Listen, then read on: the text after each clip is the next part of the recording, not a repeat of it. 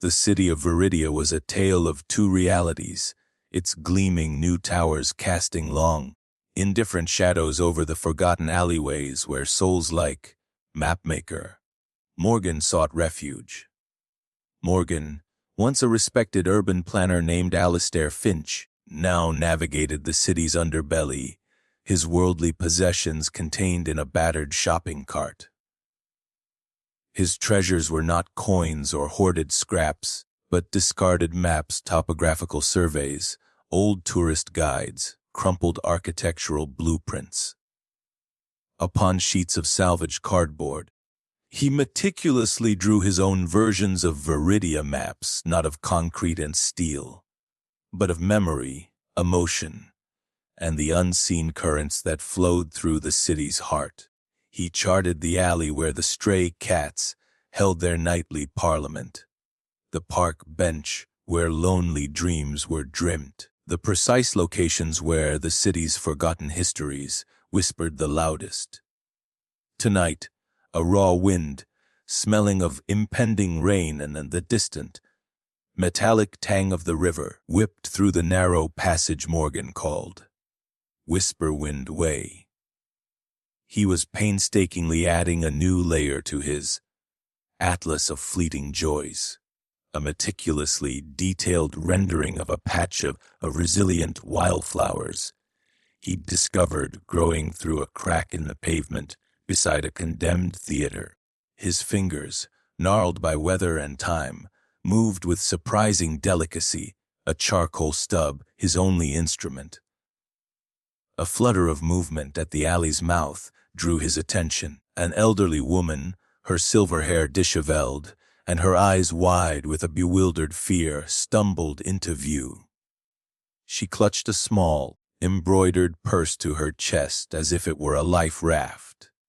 She wore a fine wool coat, out of place in this forgotten corner, but it was unbuttoned, flapping uselessly in the wind. She looked utterly lost, a fragile ship adrift in a hostile sea. My George," she murmured, her voice thin and reedy. "He'll be wondering where the tea. I must make the tea." She took a few uncertain steps, then stopped, looking around with an expression of deepening confusion that tore at something deep within Morgan. He'd seen that look before, in the eyes of those whose internal maps had begun to fray. From the shadows at the other end of Whisperwind Way, hidden within the deep recess of a boarded-up doorway, Councilman Marcus Thorne watched. Thorne, a man whose political star was rapidly ascending on a platform of aggressive urban redevelopment, was on an incognito, fact-finding mission. His latest proposal, Project Nova Viridia, promised to sweep away these blighted areas, replacing them with luxury condos and gleaming commercial spaces. He was here to gather anecdotal evidence, to counter the bleeding heart liberals in the media who accused him of callousness. He expected to see destitution, perhaps petty crime fuel for his arguments that the area was beyond saving. He saw Morgan rise slowly, arthritically, his tall, gaunt frame silhouetted against the graffiti-scarred wall. Thorne tensed, anticipating a confrontation, perhaps an attempt to solicit money or worse. Instead, Morgan approached the woman with a gentle deference Thorne hadn't witnessed in years, not even in his own polished circles. "Evening, ma'am," Morgan said, his voice a low rumble, surprisingly soft. "You seem a little turned around. Can I help you find your way?" The woman, Elora, flinched. I don't know. George, the roses need pruning. He always forgets the roses." Her gaze was unfocused, her mind clearly snagged on a different time, a different place. Morgan didn't press. He didn't ask for money. He simply stood there, a bulwark against the encroaching darkness and her internal fog. "George has fine roses, I imagine," he said, his tone conversational, the old-fashioned kind, perhaps, with a strong scent. Alara's eyes flickered with a brief spark of recognition. Yes, the yellow ones. Sunbeam, he calls them. My mother gave him the cutting. Sunbeam, Morgan repeated, nodding thoughtfully. A lovely name. My mother was fond of peace roses. He gestured subtly with his charcoal-stained hand, not towards her purse, but towards a low, overturned crate. Would you care to sit for a moment? The wind is a bit sharp tonight. Councilman Thorne leaned forward, captivated despite himself. This wasn't the interaction he'd expected. There was a strange, quiet dignity to the homeless man, a patience that was almost unnerving. He watched as Morgan guided Alara to the crate, his movements unhurried, his focus entirely on her. I have a map here, Morgan said, unrolling a piece of cardboard that depicted not streets and avenues, but a swirling constellation of stars connected by faint, silver lines. Sometimes, when the usual paths are obscured, the stars can offer a different kind of guidance. He wasn't patronizing her, he was meeting her in her world. Alara looked at the fantastical map, her brow furrowed, but the panic in her eyes seemed to lessen, replaced by a hesitant curiosity. George used to show me Orion's belt, she whispered, before the city grew so tall and blocked the view. Yes, Morgan said, a faint smile touching his lips. The city has a habit of doing that. But the stars are still there, ma'am. Always there. He then subtly shifted, pointing to a more conventional, though still hand-drawn, section of a Viridia map he kept for practical purposes. Now, these sunbeam roses, are they near a park, perhaps? Or a church with a distinctive steeple? He began to ask gentle, non-threatening questions, weaving them into a conversation about gardens and familiar landmarks, using his unique knowledge of the city's hidden nooks and forgotten byways. He spoke of the old cobblestone street that smelled of baking bread in the mornings, the tiny community garden tended by a widow on Elm Street, the fountain where children still sailed paper boats. He was, in essence, trying to chart the fragmented map within Alara's mind. Thorne, the architect of sweeping, impersonal change, found himself utterly transfixed. He, who dealt in zoning laws and budget allocations, was witnessing an act of profound human connection in the most unlikely of settings. Morgan wasn't just being kind, he was being incredibly skillful. He was using empathy as a compass, navigating the labyrinth of a fractured memory. The councilman had always seen the homeless as a statistic, a problem to be managed, to be cleared away. He had never considered the individual stories, the lost histories, the inherent human value that might reside beneath the grime and despair. Suddenly Alara gasped, her hand flying to her mouth. The blue door. George, he painted the door of the bakery blue. O'Malley's Bakery. We always bought our bread there. It's near the little park with the wishing well. Morgan's eyes lit up. O'Malley's! Yes, I know it. On Hemlock Street, by Satine. Jude's Park. He knew that bakery was long gone, replaced by a trendy juice bar. But the park, and the distinctive blue of that long-ago door, were anchors. That gives us a very good heading. Thorne felt a jolt. He knew Hemlock Street. It was several blocks from here, in a decidedly more respectable, though still aging, neighborhood. He also knew his own security detail was circling the perimeter of this blighted zone, waiting for his signal.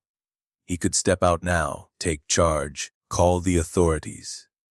It would be efficient.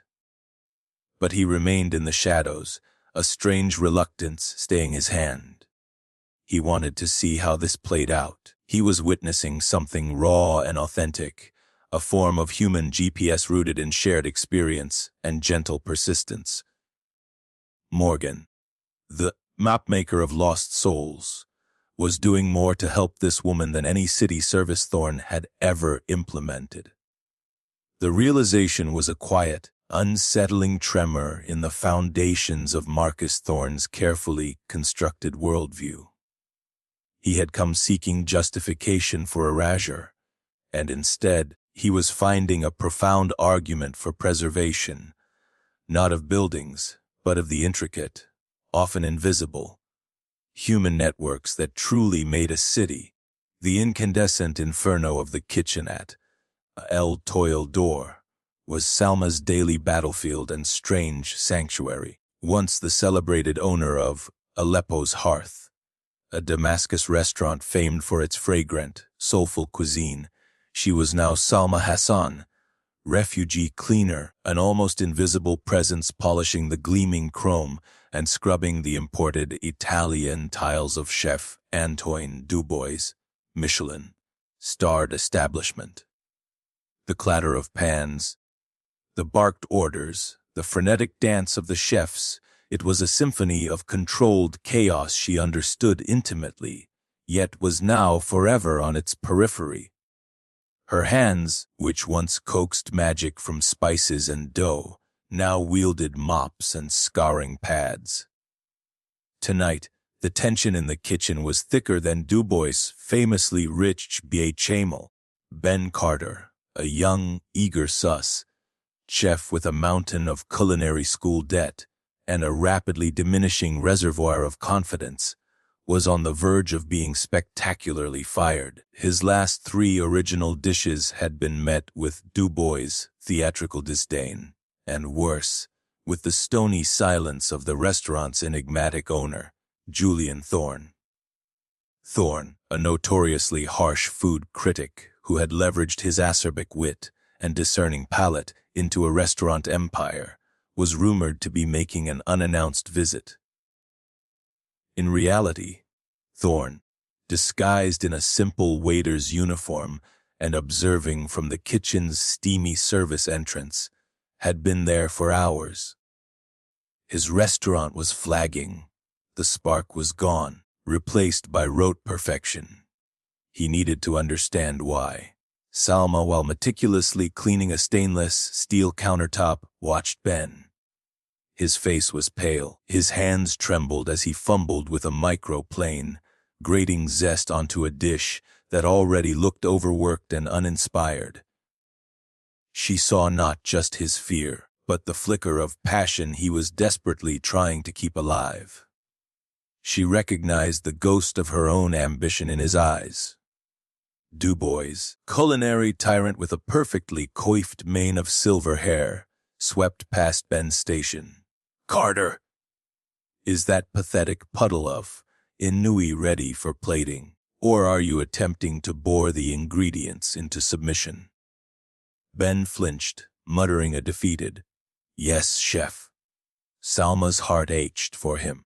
She knew the crushing weight of a dream deferred, the sting of dismissal. Earlier, during her break, hidden in the staff changing room, she had eaten her own meal. A small container of muhammara, the vibrant red pepper, and walnut dip from her homeland, scooped up with a piece of flatbread she'd baked on a small, hidden griddle in the staff kitchen. The taste was a bittersweet portal to a life that felt 1,000,000 miles away. As the service lurched towards its climax, Ben's moment of reckoning arrived. He presented his dish, a seared scallop concoction with a bewildering array of foams and gels, to Dubois. The head chef tasted it, his face contorting as if he'd swallowed vinegar. He didn't yell. Worse, he sighed, a sound of utter finality.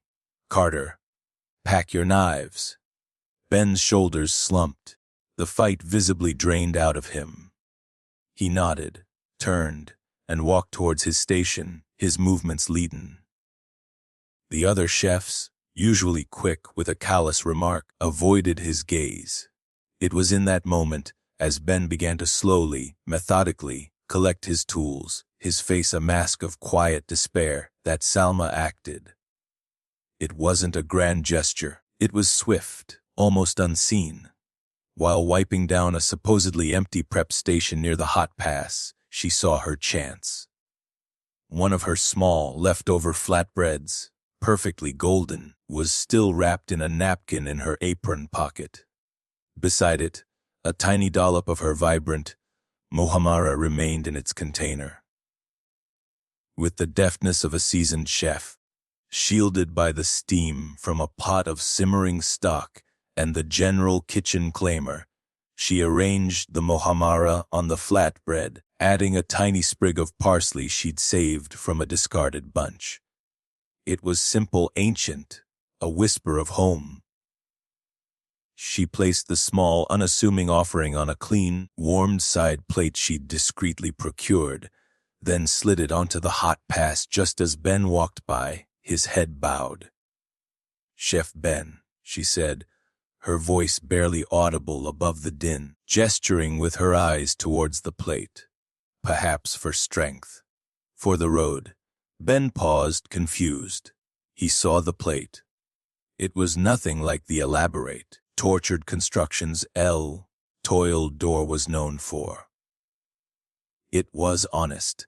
He looked at Salma, who gave him the smallest, almost imperceptible nod before turning back to her cleaning, her expression unreadable. Hesitantly, thinking it was perhaps a commiseration from a sympathetic line cook, Ben picked up the flatbread. He was about to discard it, but the aroma, nutty, smoky, sweet, and tangy, all at once stopped him. He took a bite. Julian Thorne, from his vantage point, saw the exchange. He saw the cleaner offer something to the fired sus chef. He was about to intervene, to reprimand her for using kitchen resources, however minor, but then he saw the expression on Ben's face. The young chef stopped dead. His eyes widened. He took another bite, slower this time, a look of profound astonishment dawning. The flavors, so unexpected, so vibrant, so utterly real, exploded on his palate. It was a revelation. It was food that spoke, that comforted, that ignited. It was everything his own fussy, technical creations were not. He looked around, but Salma was diligently scrubbing a pot, her back to him. He didn't know what to do. He was fired. But this taste. He looked at Du Bois, who was already berating another cook. Then, almost involuntarily, driven by an instinct he didn't understand, Ben, holding the plate with Salma's offering, walked towards the service entrance where Julian Thorne, still in his waiter's disguise, was observing. "Sir," Ben said, his voice shaking but resolute, addressing the man he believed to be a senior waiter or perhaps a floor manager. "Please. This is what I meant to cook. I don't know where this came from, but this is food." He thrust the plate forward. Thorne, intrigued by the young man's sudden passion after such a public humiliation, took the plate. He was a connoisseur of artifice, of meticulously constructed culinary experiences. He looked at the humble offering, a smear of red on a piece of bread. He was about to dismiss it, but Ben's earnest desperation made him pause. He sniffed. The aroma was complex, alluring. He took a small bite. The kitchen seemed to fall silent in Thorne's perception. The clatter, the shouting, faded into a dull hum. His senses, jaded by years of deconstructed foams and flavorless micro-greens, were instantly awakened. The muhammara was a symphony of taste, the sweetness of roasted peppers, the earthy depth of walnuts, the bright tang of pomegranate molasses, a whisper of chili, the smoky kiss of the grill on the flatbread. It was simple, yet profoundly complex. It was food with a history, a soul. It was, in a word, authentic. He looked up, his eyes locking with Salma's for a fleeting second. She was watching, her expression carefully neutral, but he saw a flicker of pride, of fear, of recognition. "Where did this come from, Carter?" Thorne asked, his voice devoid of its usual cynicism. Ben, confused but emboldened, said, I found it on the pass. I don't know who made it, but it's incredible, isn't it?" Thorne didn't answer immediately. He looked around the kitchen, at the gleaming, impersonal equipment, at the stressed, technically proficient but seemingly uninspired chefs. His restaurant, El Toil d'Or, the Golden Star, had become a cold, distant celestial body. This humble offering, born of unseen hands and an unknown story, possessed more warmth and brilliance than anything his kitchen had produced in years. He looked back at Salma, who was now studiously avoiding his gaze, polishing a copper pot with a little too much vigor. He saw the faint dusting of flour on her worn shoes, the almost imperceptible way her hands moved. Not like a cleaner's, but like someone who understood the language of ingredients. A powerful realization struck Julian Thorne. He had been searching for the next culinary trend, the next innovation, when the real treasure was hidden in plain sight, scrubbing his floors. He had built an empire on the critique of others' creations, but he had forgotten the simple joy of food that tells a story, food that comes from the heart. This refugee, this cleaner, possessed a culinary voice more potent and genuine than anyone in his brigade. He made a decision, a life-changing one. "Carter," Thorne said, his voice clear and carrying. "You're not fired. Not yet." He then turned his gaze towards Salma. "Madam," he began, his tone respectful, causing every head in the kitchen to turn. "Would you be so kind as to tell me your name? And then, perhaps, you would honor me by showing my chefs and myself how this masterpiece was created." Salma slowly put down her cloth. The clatter of the kitchen had finally, truly, ceased. All eyes were on her. A small, hesitant smile touched her lips, a smile that carried the warmth of Aleppo's hearth, a recipe for redemption cooking slowly, perfectly, in the heart of a jaded empire. Justice, it seemed, was a dish best served warm, seasoned with unexpected kindness and the undeniable taste of home.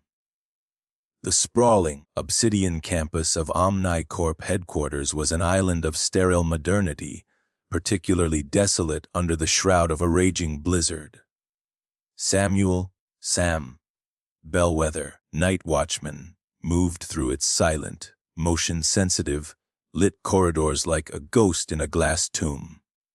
Once he had commanded classrooms, his voice echoing with Shakespeare and Shelley. Now, his primary interactions were with the hum of servers and the rhythmic sweep of security cameras. Budget cuts had severed his teaching career, leaving him with a pension too small for dignity and nights too long for comfort. Tonight, the wind howled a mournful song against the triple, glazed windows, piling snow into dramatic, sculptural drifts. Sam was on his rounds, his heavy boots squeaking on the polished floors of the Innovation Hub.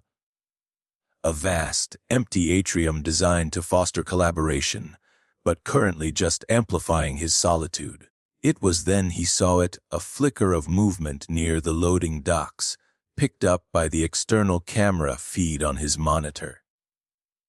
Not a rogue employee, not a trespasser, but something small, dark, and struggling against the ferocity of the storm. He zoomed in. A dog, a medium-sized, shaggy creature, clearly a stray, its fur matted with ice, limping badly. It huddled against a concrete barrier, shivering violently, a picture of utter misery.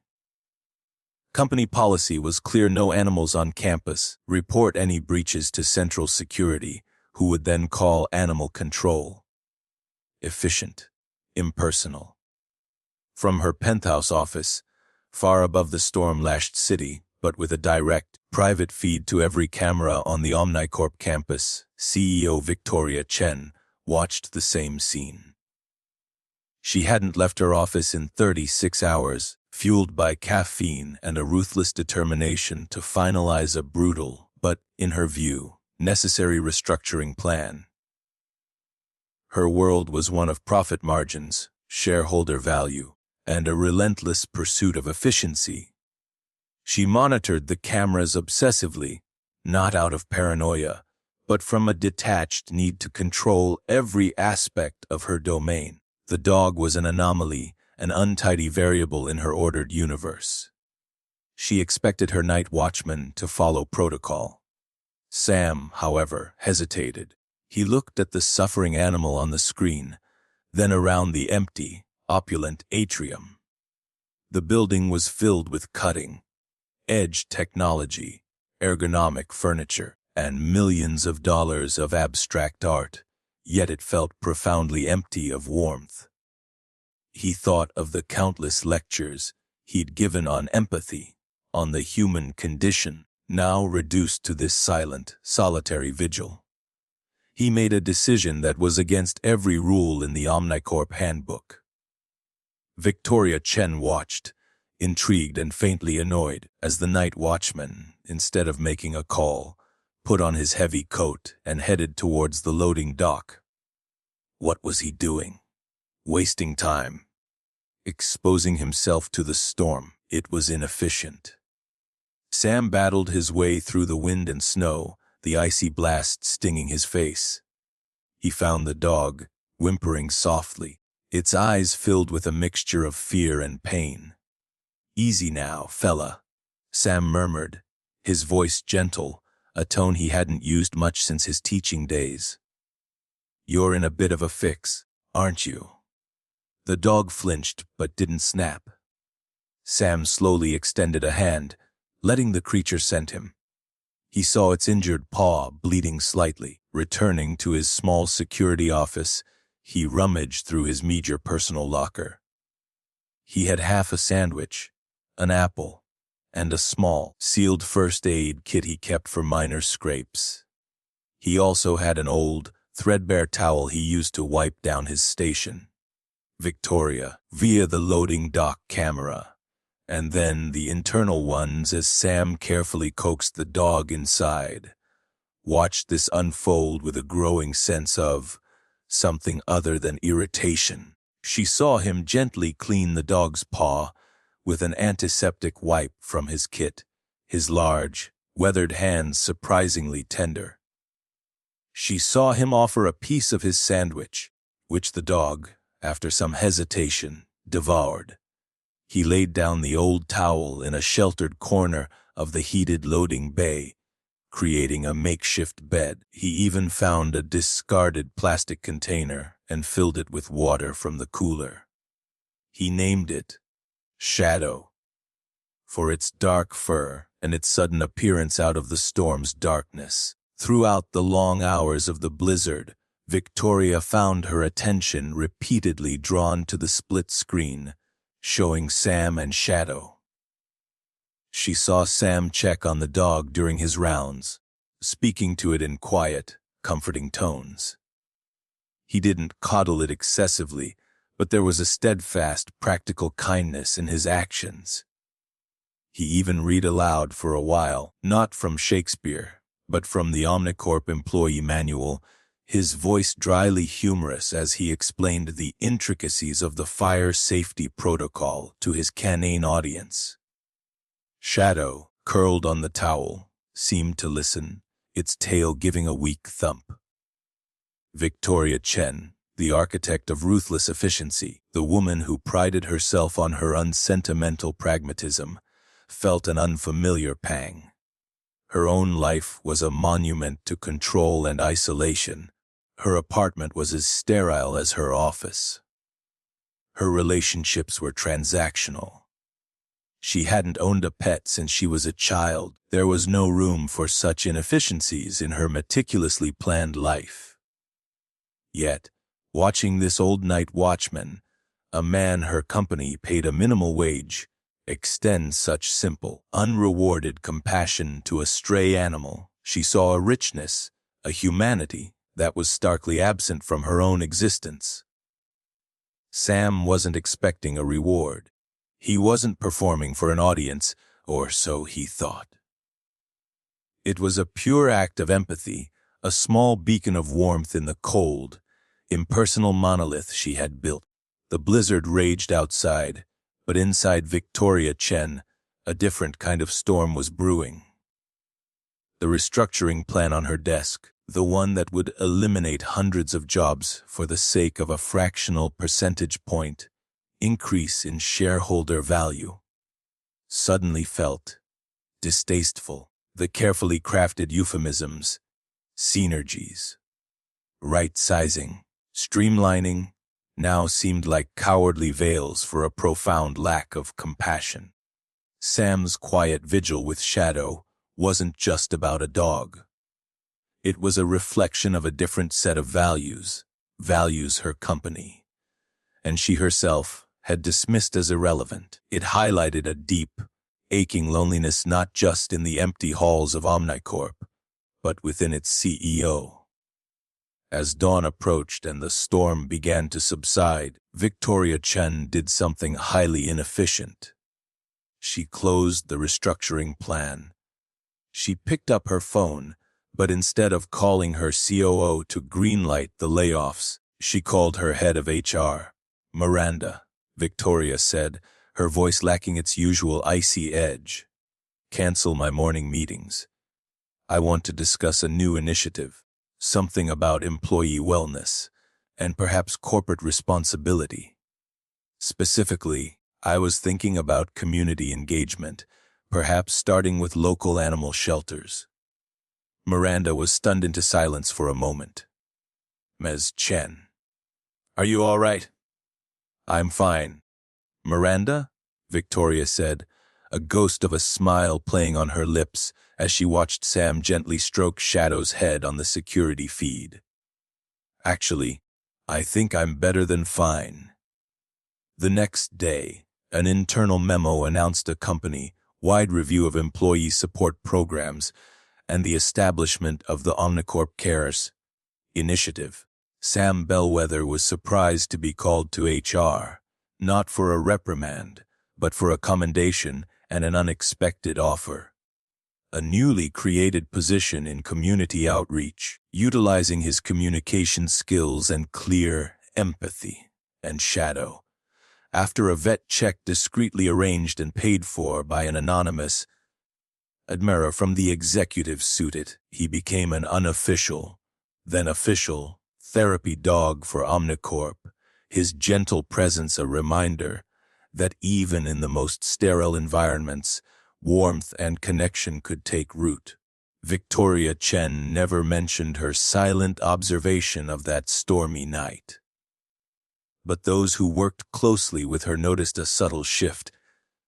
The focus on ruthless efficiency remained, but it was now tempered with a nascent understanding of human capital, not as a resource to be exploited, but as a community to be nurtured.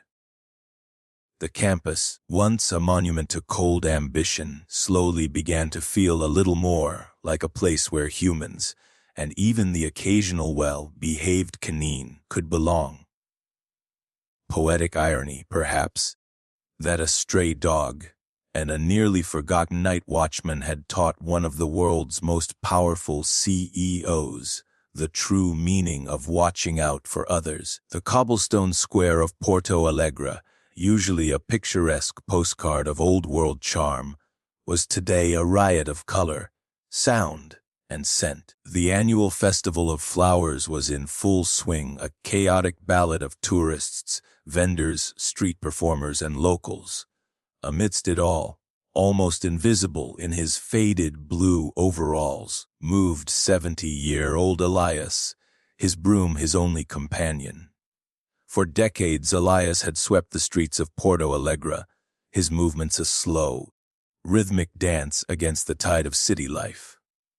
He was a fixture, as much a part of the square as the ancient fountain at its center, yet rarely truly seen. From the plush leather interior of a gleaming black limousine, stuck in the festival-induced traffic snarl, Amelia Sterling, the world-renowned orchestra conductor, watched the scene with a jaded eye. Known as La Regina di Ghiaccio, the Ice Queen Amelia was famed for her ferocious talent, her demanding precision, and her emotional detachment, both on and off the podium. She was in Porto Alegre for a guest conducting engagement, a prestigious but, to her, routine affair. The cacophony outside her soundproofed window was an irritant, a delay to her meticulously scheduled life. Then, through a gap in the throng, she noticed a small girl, no older than 7, standing alone near the grand, stone steps of the old cathedral. The child, Lily, clutched a worn, child-sized violin case as if it were her only anchor in a stormy sea. Tears streamed down her face, leaving clean tracks on her smudged cheeks. She was clearly lost, her small voice, calling for "Mama," swallowed by the festive din. People rushed past, their eyes on bright trinkets or the next spectacle, oblivious to the small, silent drama unfolding. Elias, sweeping discarded flower petals and confetti near the cathedral steps, was not oblivious. He paused his work, his kind, wrinkled eyes, the color of faded denim, settling on the distressed child. He'd seen many lost things in his years on the streets: keys, wallets, hopes, but a lost child always tugged at a deeper chord within him. Amelia watched, a cynical frown on her face, expecting the old sweeper to ignore the child, or perhaps offer a cursory, unhelpful gesture. Her belief in innate human kindness had eroded over years of navigating the cutthroat world of classical music, a world filled with oversized egos and hidden agendas.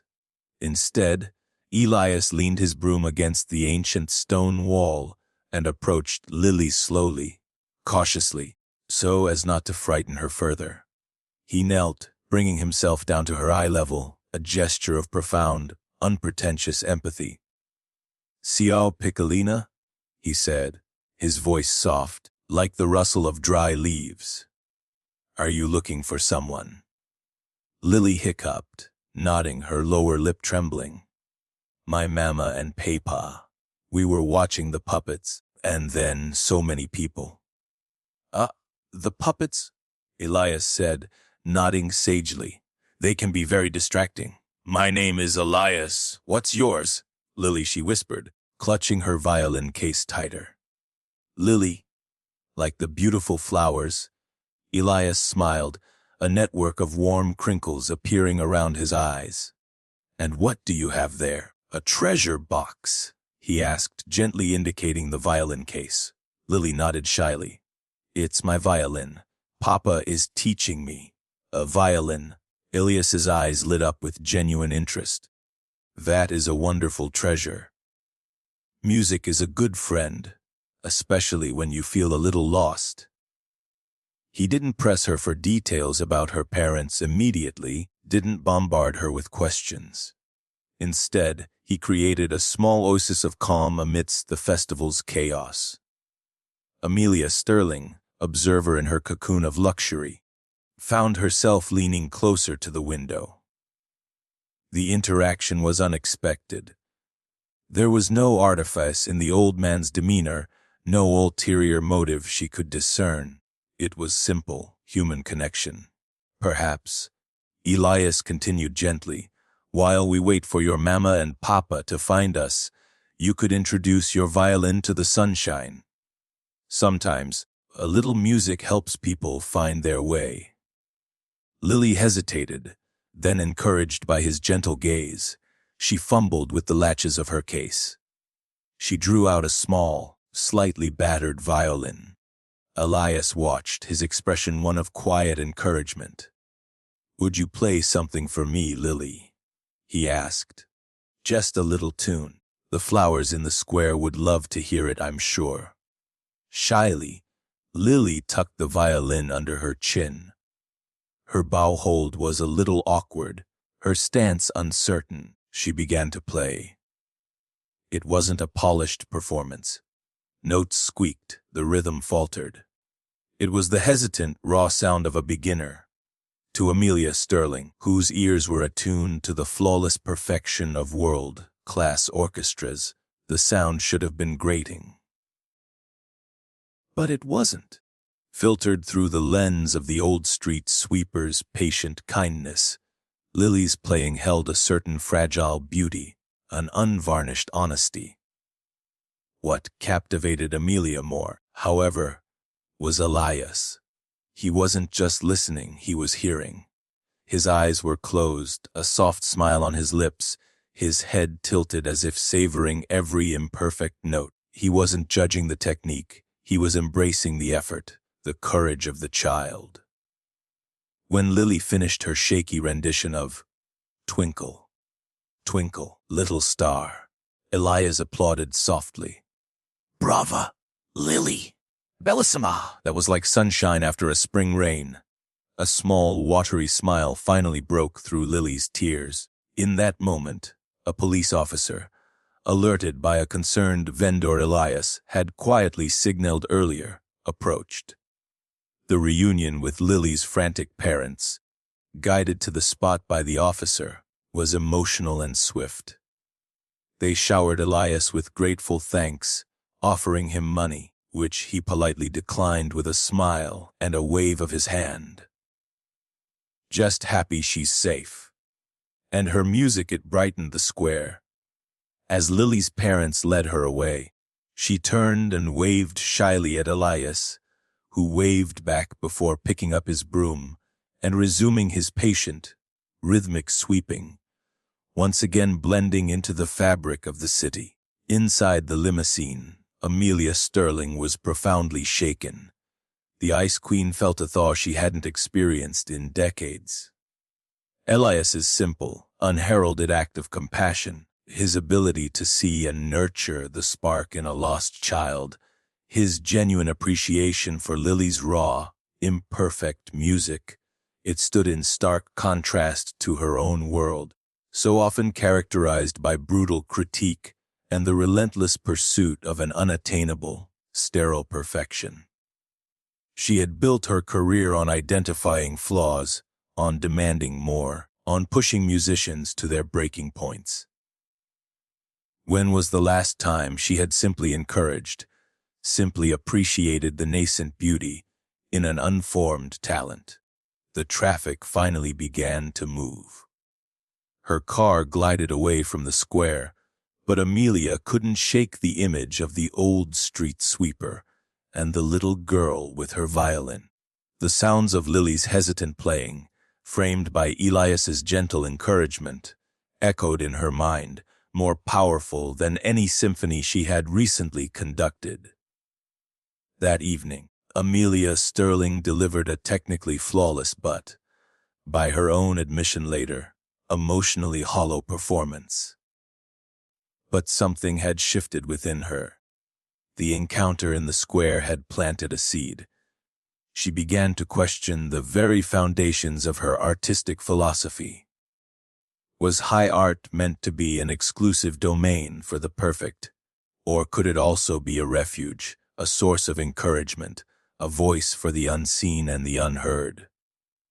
Weeks later, back in her own city, Amelia Sterling announced the formation of the Harmonia Foundation, an organization dedicated to providing free musical instruments and instruction to underprivileged children in underserved communities. Its mission statement spoke of nurturing nascent talent, fostering joy in imperfection, and building community through the shared language of music. The first wing of the foundation was named the Elias Initiative. She never saw Elias again, never knew his full name. But his quiet symphony of kindness in the bustling square had resonated deeper than any applause. The Ice Queen began to melt, her music, once only technically brilliant, slowly finding its heart. Her most celebrated composition in subsequent years became a piece titled Porto Alegre Suite. Its most poignant movement, Elias's Broom, a gentle, melodic theme that wove the simple, rhythmic sound of sweeping with the hesitant, hopeful notes of a child's violin. It was a poetic irony that the street sweeper, who sought no audience, had inspired a work that touched millions, reminding them of the quiet, powerful music that can be found in the most unexpected corners of the world, conducted by the unseen maestros of everyday kindness. The bell above the door of A Thread in Time, Maria Sanchez's tiny tailor shop, jingled a melancholic tune, much like the prospects of the shop itself. Tucked away on a fading street in a working-class neighborhood of a sprawling, indifferent metropolis, the shop was an anachronism, a relic of craftsmanship in an age of fast fashion. Maria, a woman whose quiet demeanor concealed a steely resilience, had fled violence in her homeland years ago. Now, her nimble fingers, which stitched and mended with a skill bordering on artistry, were the sole support for her 2 young children and her aging mother back home. She often repaired clothes for the neighborhood's struggling families for a nominal fee, or sometimes for just a grateful smile. On this dreary Tuesday afternoon, the shop was quiet, the scent of old fabric and hot irons hanging in the air. Maria was meticulously weaving a tear in a vintage lace tablecloth, a labor of love for Mrs. Henderson from down the street. The bell jingled again, this time with more urgency. A young man, Leo, burst in, his face a mask of panic. He was clutching a dark gray suit jacket, its sleeve ripped from shoulder to elbow in a jagged, ugly tear. "Please," he gasped, his voice tight with desperation. "You have to help me. My interview, it's tomorrow morning. My only suit." I slipped on the wet pavement. He looked utterly dejected, on the verge of tears. He was young, probably early 20s, with the keen, hungry look of someone for whom this interview meant everything. From a shadowy corner of the shop, where she had been idly examining a rack of old patterns and fabrics, Isabella Rossi watched. Isabella, known to the fashion world simply as Rossi, was a titan, a designer whose avant-garde, often controversial creations graced runways from Paris to Milan. Her public persona was one of icy hauteur and fierce originality. She was back in her hometown incognito, wearing a simple scarf and oversized sunglasses, seeking a respite from the relentless pressure of her world, perhaps a flicker of uncorrupted inspiration in the places she'd long left behind. She'd wandered into Maria's shop, drawn by a display of antique buttons in the window, a fleeting curiosity. Maria looked from Leo's distraught face to the ravaged suit. It was a cheap suit, the fabric unforgiving, the kind that fast fashion churned out by the millions. Repairing such a tear, making it invisible, would be a miracle. "Let me see, Hijo," she said softly, her voice accented but gentle. Leo handed it over, his shoulders slumped. "I don't have much money, but this job, it's my only chance." Isabella, the queen of haute couture, where suits like Leo's wouldn't even be considered rags, observed with a detached clinical interest that slowly began to morph into something else. She saw Maria examine the tear not with disdain for the poor quality, but with a focused, professional intensity. The seamstress's brow furrowed in concentration. "This is a bad one," Maria said, her fingers tracing the frayed edges. "The fabric is delicate in the wrong way." She looked at Leo's hopeful, anxious face. "But an interview, you say? Tomorrow morning?" Leo nodded, misery etched in every line of his body.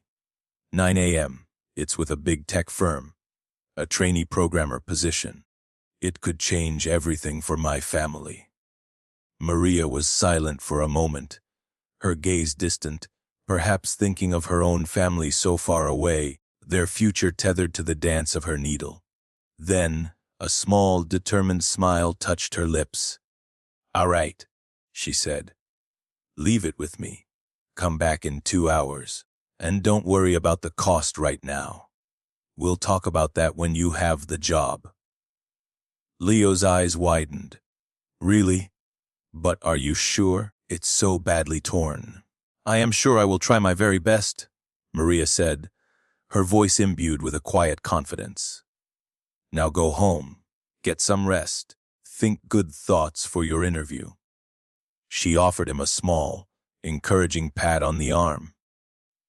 As Leo stumbled out, relief and disbelief warring on his face, Isabella Rossi remained in her corner, forgotten. She had witnessed an exchange that, in its simple humanity, felt more profound than any high-stakes fashion deal she'd ever brokered. She watched as Maria laid the damaged jacket on her workbench. There was no sophisticated machinery here, just an old, sturdy sewing machine, boxes of thread in every conceivable color, and hands that moved with an almost reverent skill. Maria selected a thread, her eyes narrowed in concentration, matching the cheap fabric with an uncanny precision. Then she began to work. Isabella, who could deconstruct the most complex couture gown with a glance, found herself mesmerized. Maria wasn't just mending, she was resurrecting. Her needle darted and wove, coaxing the torn fibers back together, not with a clumsy patch, but with stitches so fine, so cleverly integrated, they seemed to melt into the original fabric. It was a masterclass in invisible mending, a skill largely lost or undervalued in Isabella's world of disposable trends and ostentatious novelty. There was a dignity in Maria's labor, a focused grace that Isabella found strangely beautiful. This wasn't about creating a spectacle. It was about restoration, about giving something and someone a second chance. The quiet hum of the sewing machine, the soft snip of scissors, Maria's occasional sigh of concentration, it was a symphony of unassuming artistry. 2 hours later, Leo returned, his anxiety palpable. Maria held up the jacket. The sleeve was perfect. Not just repaired, but seemingly untouched. The tear had vanished, replaced by a seamless expanse of fabric. It was, in its own humble way, a masterpiece. Leo was speechless. He ran his hand over the sleeve, his eyes shining. I don't understand. It's like magic." He fumbled in his pocket. "Please, how much do I owe you? I can pay you in installments when I get the job, I promise." Maria smiled warmly. "No charge, Leo. Consider it an investment in your future. Just go in there tomorrow and be brilliant. That will be payment enough." She then added, with a twinkle in her eye, "And perhaps when you are a big success, you will remember the little shops that give a thread of hope." Leo, overwhelmed, could only stammer his thanks, his gratitude immense and sincere. He left the shop not just with a mended suit, but with a renewed sense of hope, his step lighter, his shoulders straighter. After he was gone, Isabella Rossi finally stepped out of the shadows. Maria, startled, hadn't even realized she was still there. "That was extraordinary," Isabella said, her voice, usually so crisp and authoritative, softened by something akin to awe. She removed her sunglasses. Maria, recognizing the famous designer from countless magazine covers, was momentarily flustered. "Signora Rossi, I didn't see you. Your skill," Isabella continued, gesturing towards the workbench, "is remarkable. That suit was challenging. Maria flushed slightly. One does what one can to help, Signora. A suit can be more than just cloth, sometimes. It can be a key. Isabella looked around the small, humble shop at the carefully organized spools of thread, the neatly folded garments awaiting collection, the quiet dignity of the space. It was a world away from her glittering ateliers. Yet, in that moment, it felt more authentic, more connected to the true purpose of clothing: to cover, to comfort, to empower. She had been searching for inspiration, for something real to cut through the jaded cynicism of her industry. She had found it in the quiet skill and profound generosity of an immigrant seamstress. The encounter sparked a revolution in Isabella Rossi. She realized that her relentless pursuit of the new had blinded her to the enduring value of craftsmanship, of preservation, kindness. The fashion industry, with its insatiable appetite for novelty and its often exploitative practices, suddenly seemed hollow. Weeks later, the fashion world was stunned by Isabella Rossi's announcement, the launch of the Artisan Futures Foundation. Its mission was to provide grants, mentorship, and resources to small, independent artisans, tailors, and craftspeople around the world, particularly those from marginalized communities, those who, like Maria, were preserving traditional skills and offering second chances to garments and to people. Maria's little shop, a thread in time, became one of the first recipients. It didn't become a global brand, but it thrived. It became a local training center, Maria teaching her incredible skills to young people from the neighborhood, offering them a path, a purpose. Leo, as it happened, aced his interview and got the job, never forgetting the kindness that had dressed him for success. Isabella Rossi's next collection was a departure. It was quieter, more focused on sustainable fabrics and exquisite, timeless craftsmanship. Critics called it her most human collection yet. Hidden in the intricate stitching of one particularly acclaimed coat was a tiny, almost invisible motif, a single, humble needle and thread. It was her silent tribute to the seamstress who had, without knowing it, mended more than just a suit. She had mended a powerful woman's perspective on what truly holds value in the fabric of life. The poetic irony was rich. The empress of ephemeral trends had found lasting inspiration in the enduring, unseen artistry of a neighborhood seamstress, proving that true style, like true compassion, never goes out of fashion. Look deeper in your own life. Seek out the humanity in everyone, especially those society may overlook or marginalize. Their stories, their inherent worth, their quiet dignity, and their often unseen skills are treasures waiting to be acknowledged and valued.